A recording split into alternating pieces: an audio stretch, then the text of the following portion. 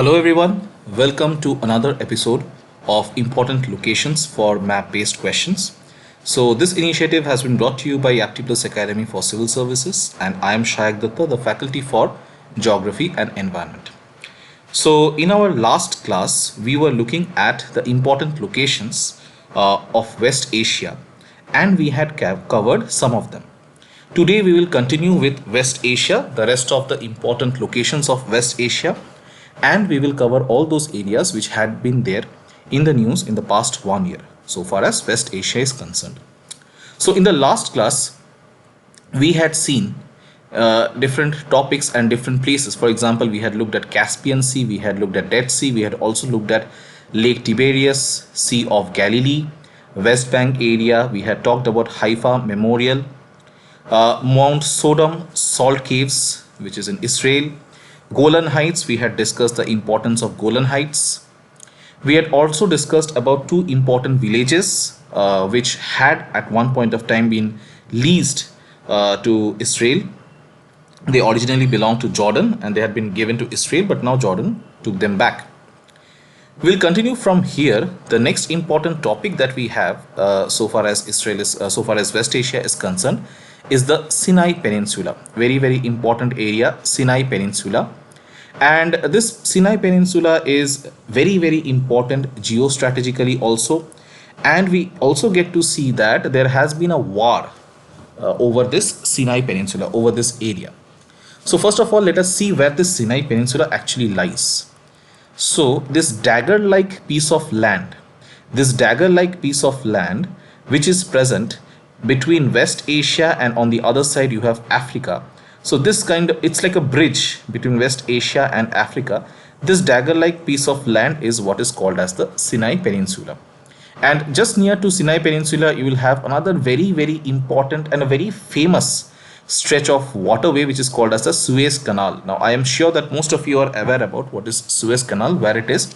So you have the Suez Canal on one side. You will also have two gulfs on two sides. So one is the Gulf of Aqaba, the other is the Gulf of Suez.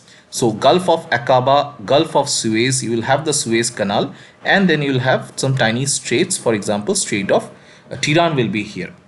Now what is important over here is, okay, look at the countries which surround the Sinai Peninsula.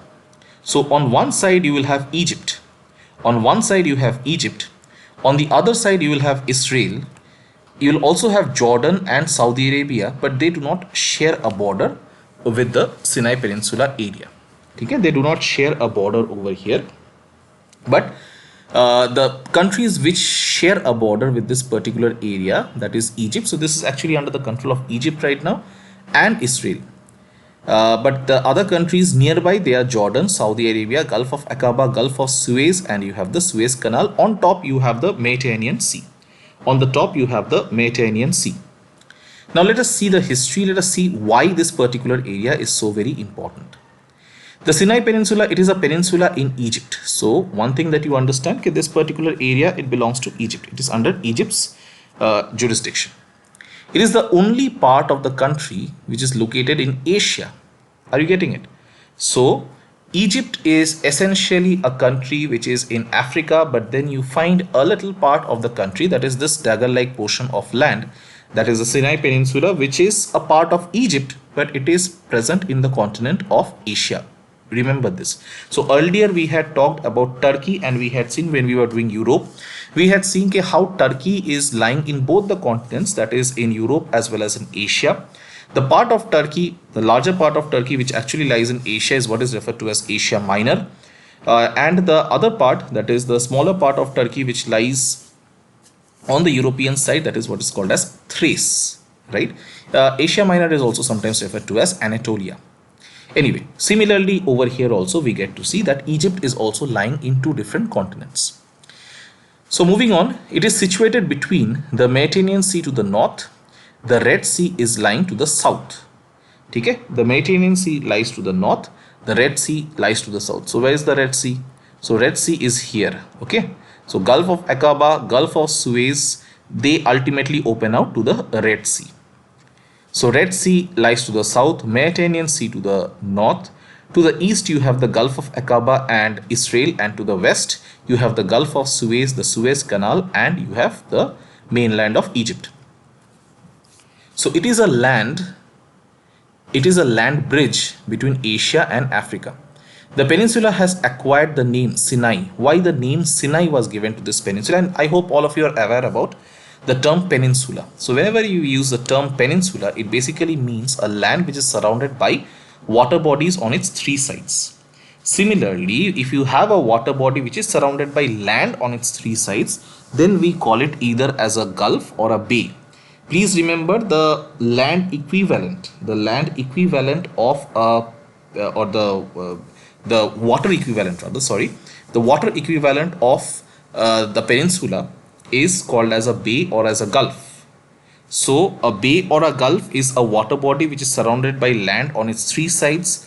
On the other hand, if you have a land which is surrounded by water body on its three sides, then it is called as a peninsula. So the peninsula acquired the name Sinai in modern times. Why? Due to the assumption that a mountain near St. Catherine's Monastery, which is actually present over here, the St. Catherine's Monastery, it is actually present over here.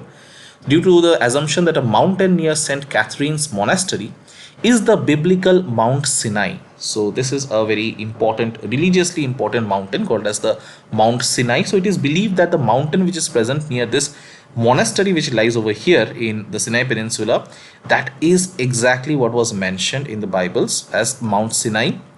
And because Mount Sinai is one of the most religiously significant places of the Abrahamic faiths, that is why this particular area has been named after Mount Sinai as the Sinai Peninsula. Now, due largely to its strategic geopolitical location and cultural convergences, it has historically been the center of conflict between Egypt and the various states of Mesopotamia and Asia Minor. So as I was telling you, because of its very geostrategic location, throughout history we get to see that this area has been a zone of conflict. In periods of foreign occupation, the Sinai was, like the rest of Egypt, also occupied and controlled by foreign empires. So in its history we get to see that it was under foreign rule.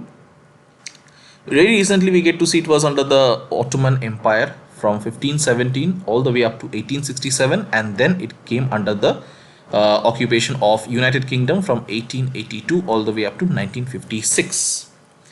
Now in more recent times we get to see that Israel had invaded and occupied the Sinai during the Suez Crisis, and the Suez Crisis was also known in Egypt as the tripartite aggression due to the simultaneous coordinated attacks by UK, France and Israel. In 1956 it had taken place. And also we get to see that during the Six-Day War of 1967 also Israel had occupied the Sinai Peninsula. On 6th October 1973, now dates are not important but at least try to remember the year. On 6th October 1973, Egypt had launched the Yom Kippur War in order to retake the peninsula, which ultimately turned out to be unsuccessful. In 1982, we get to see, as a result of the Israel-Egypt Peace Treaty of 1979, finally we get to see Israel has withdrawn now. It has withdrew from all of the Sinai Peninsula except the contentious territory of Taba. Okay, except for a small bit of land, Israel has completely withdrawn from the Sinai Peninsula, and again it has allowed Egypt to retake the Sinai Peninsula, which was returned after a ruling by a commission of arbitration in 1989. So ultimately today we get to see Sinai has become a tourist destination due to its natural setting, because of its rich coral reefs, and of course because it has a very rich biblical history. So religious tourism also takes place over here, and that is why this area is very important. Okay, so in West Asia, very important area, Sinai Peninsula, remember the location, Suez Canal, remember the Gulf of Aqaba. These all are important areas. Moving on to the next location in West Asia, we get to see Yemen has been in the news, and Yemen has been in the news for the wrong reasons. Now first of all, where is Yemen? Let us locate Yemen. As you can see in this map, Yemen is over here. It is lying You see over here, it's very very important that you remember the straits. Straits are basically those narrow stretches of water body which connect to larger water bodies. So you can see Yemen is located at a very very important, geostrategically important location, because on one side you have the Red Sea, and on the other side you have the Gulf of Aden. On one side you have the Red Sea, and on one side you have the Gulf of Aden. And this entire stretch is very very important. This entire stretch, that is the Red Sea stretch, it is very very important for the transportation of crude oil. So you'll have crude oil and mineral oil being transported through this entire stretch. And the Red Sea is connected with the Gulf of Aden via a strait which is called as the Bab el Mandab. Please remember the straits. Bab el Mandab is the name, and Bab el Mandab connects the Red Sea with the Gulf of Aden, and right at its mouth you have Yemen. So Yemen is on the West Asia side, but just across the waterway you will have the continent of Africa, and this entire part of Africa is what is called as the Horn of Africa. This is referred to as the Horn of Africa. So in case of this horn, this is a very very politically unstable area, because you will have countries like Somalia, you will have countries like Djibouti, Eritrea, and these countries, they suffer from a lot of violence. They suffer from a lot of things like civil war, political unrest, and all these things. Somalia, you might be aware, is especially known for the Somalian pirates. So what happens is, you will have these merchant ships which will be carrying oil, and they will come out of the Red Sea through this Bab el Mandab, and they will continue into the Indian Ocean. And what the Somalian pirates used to do is, okay, they used to kidnap these vessels, and they would hold these merchants to ransom, and they would extract huge amount of money from these people. And that is when India decided to do something about it, and India sent its navy. And after that, after almost 10 years of the Indian Navy being deployed over here, in this part of the Indian Ocean, ultimately we get to see that piracy to a great extent has come down now. Okay? So this is the area, this very politically unstable area is where Yemen is located. So Yemen, you can see it is bordered by Saudi Arabia on one side, and you have Oman on the other side. So Oman to the eastern side, Saudi Arabia to the north. To the west you have Red Sea and the Bab el Mandeb Strait, and to the south you have Gulf of Aden. Very very important, the location. Okay, now let's see what the issue is all about. Why was it in the news? Because we get to see Shia Houthi rebels, they attacked Saudi Arabia's 2 oil refinery. So this particular refinery and this Khurais oil refinery, these were attacked by a rebel group, that is the Shia Houthi rebels, with drones, with missiles and rocket attacks. Now, why Yemen? Yemen till now it had Sunni government, but Shia community, they used to live in Sana'a. Sana'a is the capital over here. Yemen's Shia Houthi rebels, they protested against the Sunni government and also attacked Saudi Arabia. So over here you get to see there's a lot of strife which takes place, mainly based on the 2 important streams of Islam. So one, you have the Shia Muslims, and the other you have the Sunni Muslims. So there's a lot of conflict between the two, and here also we get to see let us look at the situation in Yemen. So in case of Yemen, majority is Shia, but you have a Sunni government controlling Shia community. So naturally you had a rebel group who wanted to overthrow the Sunni government. Saudi Arabia is again a majority, it is Sunni. So naturally over here, this rebel group which is called as the Houthis, so they not only wanted to overthrow Yemen, but they also attacked Saudi Arabia, because in Saudi Arabia also you have the Sunni community which is in majority. And where did they attack? They attacked these oil refineries. Now you know, in case of Saudi Arabia, most of the revenue it has, or most of the wealth it has, it actually comes from this oil only. So it attacked the very nerve center of the Saudi economy, and naturally Saudi Arabia, it retaliated by continuous bombings on the Yemeni Houthi. Now problem is this, in this entire conflict, huge number of people died who were not at all related to this conflict. So basically there was a huge amount of collateral damage which took place, huge amount of human rights abuse, you can say. and that kept on happening. So that is why this particular area was in the news. So remember, Shia Houthi rebels, the name of the oil refineries which were attacked in Saudi Arabia, and this entire conflict, why it occurred. So just to give you some amount of background information, the Shias, I mean, this is a very you can say it's a very small overview, a very brief overview. They believe that Prophet Muhammad should be replaced by someone from his own bloodline, and Shias, they are supported by Iran. Okay, so over here in West Asia, the main reason for conflict, there are actually multiple reasons, one being the conflict between Shia and Sunni. Also you have the conflict between the Israelis and the Arabs. So over here, Shia, the main Shia power in West Asia is Iran. Similarly, you will also have many countries which are behind the entire Sunni rebels. So wherever you have Sunni rebels, you will find, first of all, regarding Sunnis, the Sunni, it is they believe that Prophet Muhammad can be replaced by someone outside his own bloodline. It is possible for someone outside his own bloodline to replace Prophet Muhammad. Now, of course, there are many other details, but we are not going into that. For our understanding of this, the reason behind the conflicts which occurred in this area, try to understand. You have, like, just in case of the Cold War, like you had a communist bloc and you had a capitalist bloc. So over here you have a Shia bloc and you have a Sunni bloc in West Asia. The Shia bloc, it is headed by Iran. So wherever you will have rebels who belong to the Shia community, they will be supported by Iran. On the other hand, you will have Sunni rebels also who will be carrying out attacks, and these Sunni rebels, they on the other hand are supported by Saudi Arabia, UAE, etc. Mainly Saudi Arabia.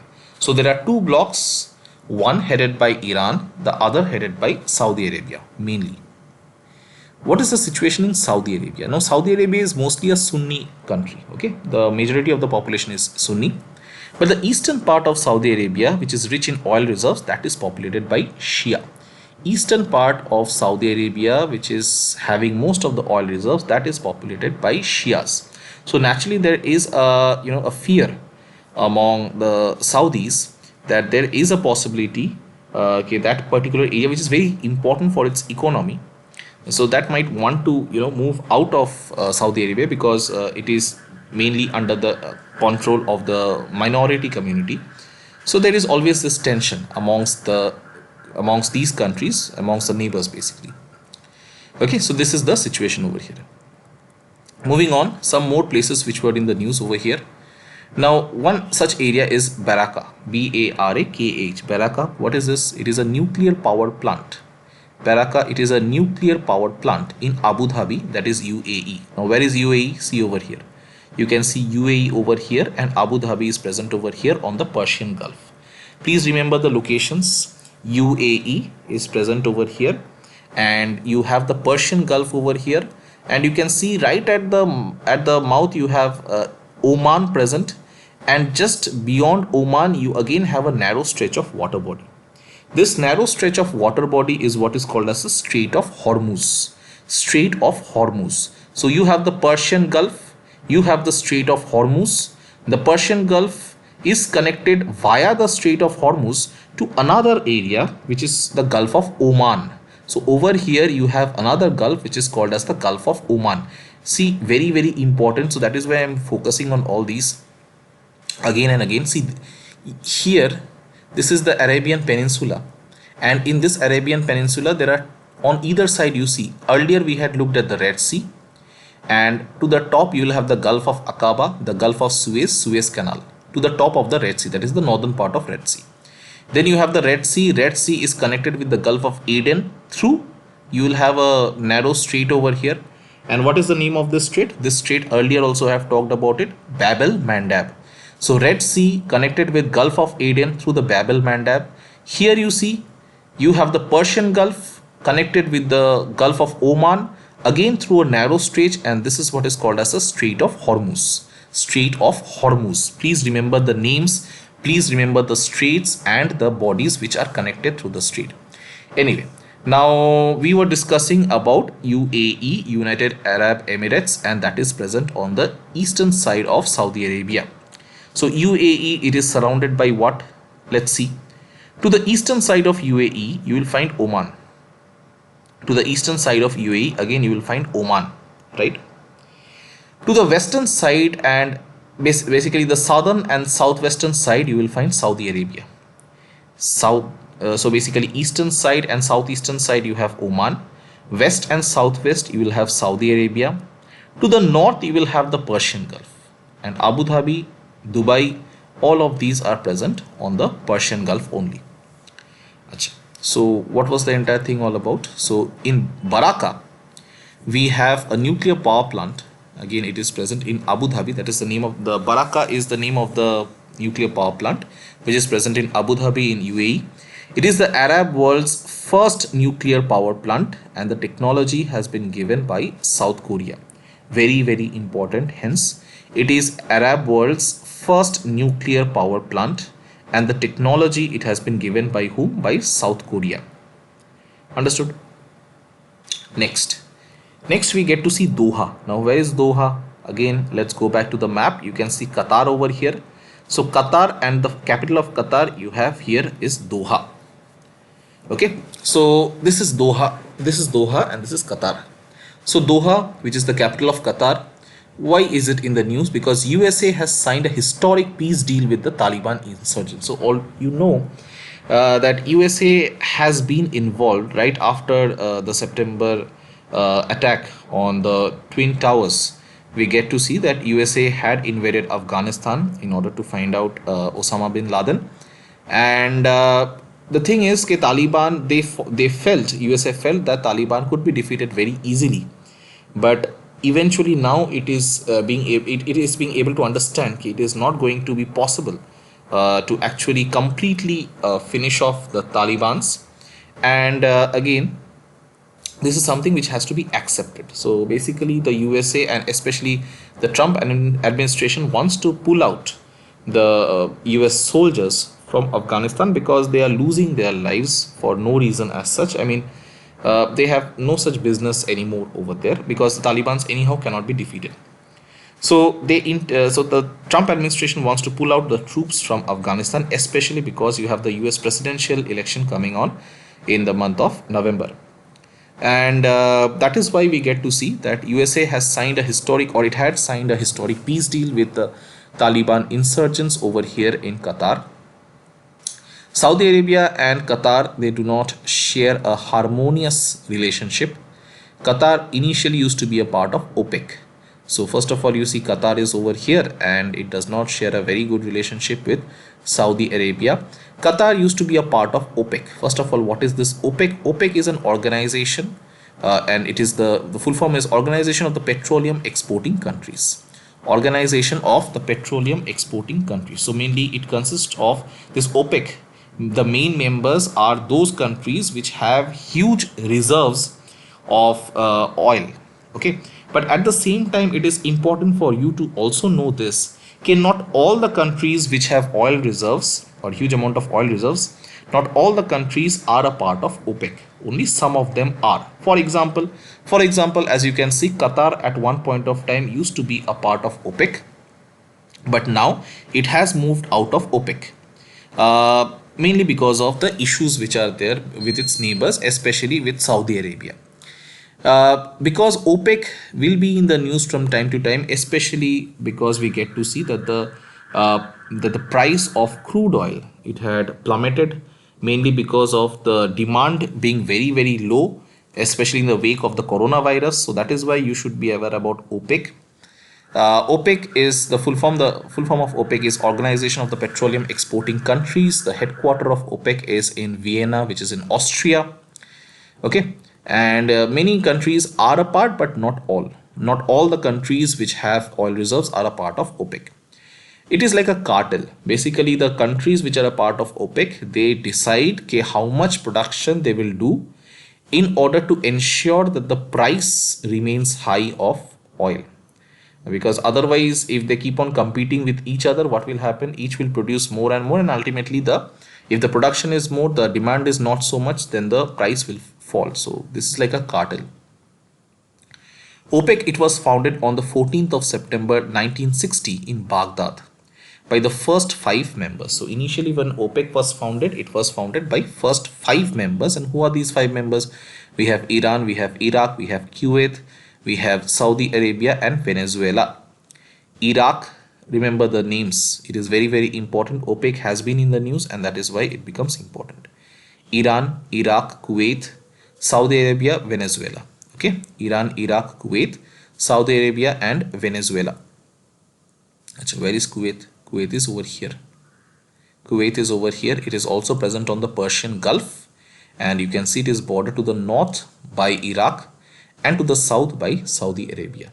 Okay, Iran, Iraq, Kuwait, Saudi Arabia and Venezuela. Venezuela is present in South America. Venezuela was also in the news, and the reasons we have discussed in our class on South America map pointing.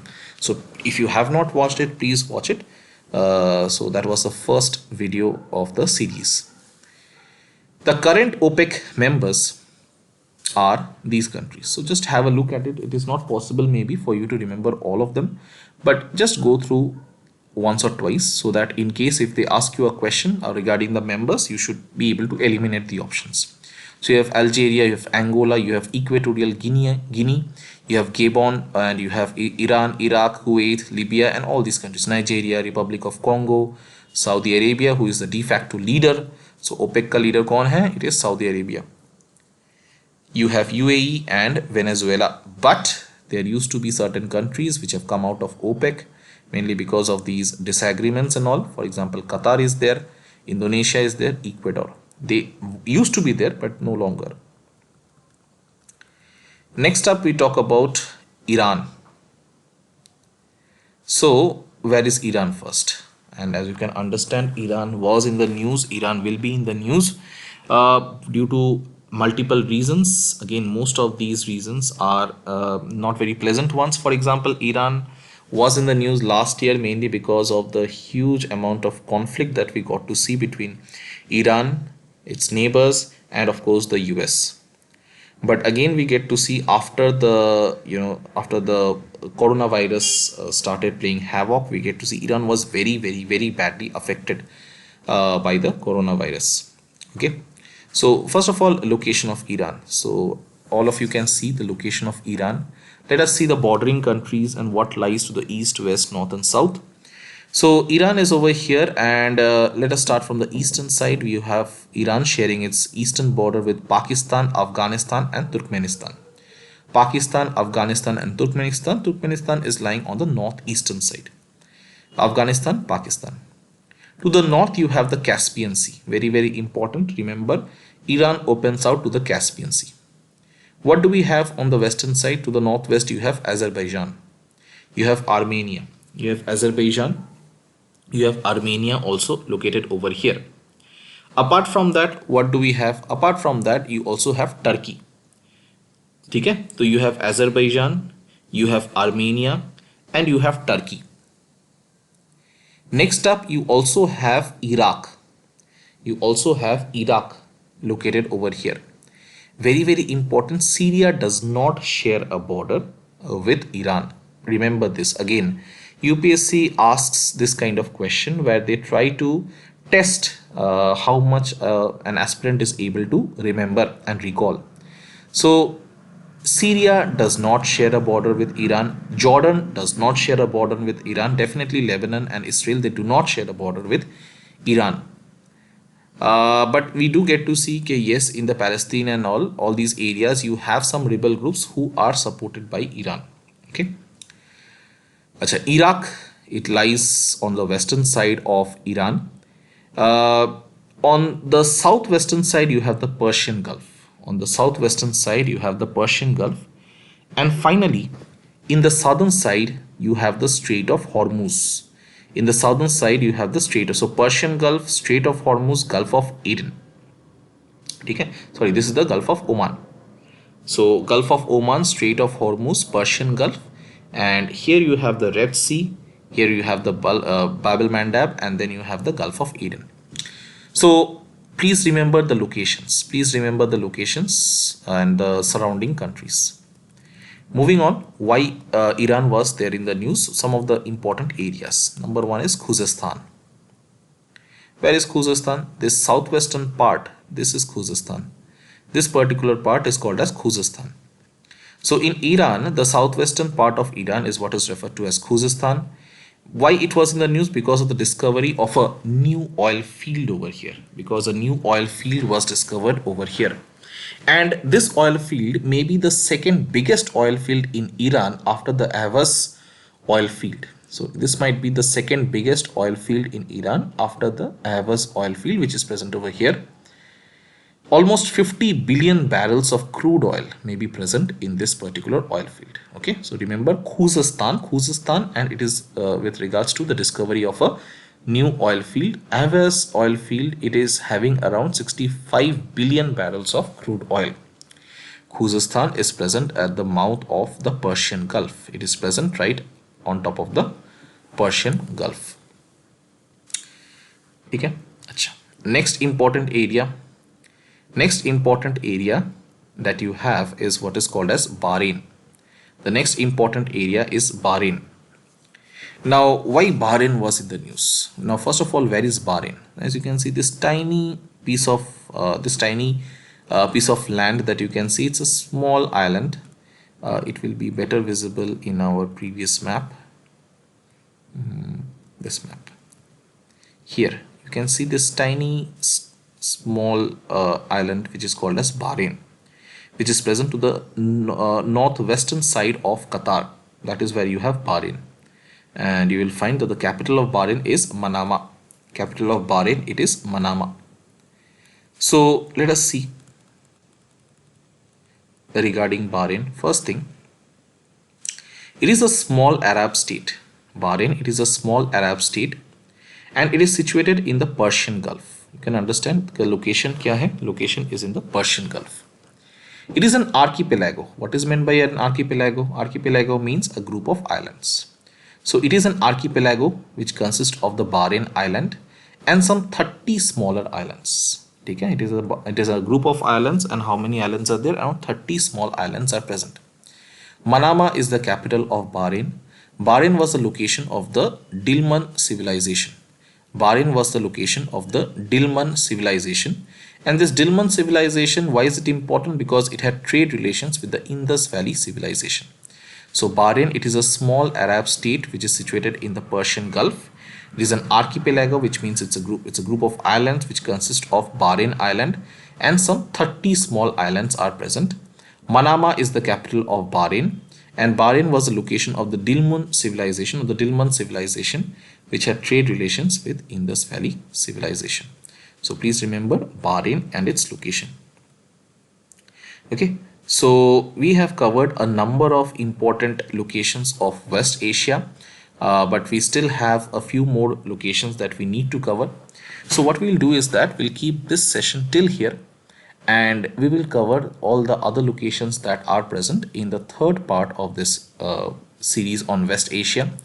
So in the next lecture that we have, in the third, that is the third lecture on West Asia, important places in West Asia. And as I told you at the very beginning, West Asia is one of the most important places when it comes to map marking, especially for UPSC prelims. So that is why we are taking some extra time and we are going in depth into the important locations which are there. So we'll come back in our next episode of map marking and look at the other remaining places of West Asia. So till then, stay safe, study hard. Thank you. And if you have liked this video lecture, please let us know in the comments. Please like the video, share it with your friends so that they can also benefit, and please subscribe to YouTube's to Aptiplus's YouTube channel for more such informative videos. So till the next episode, thank you so much and stay safe.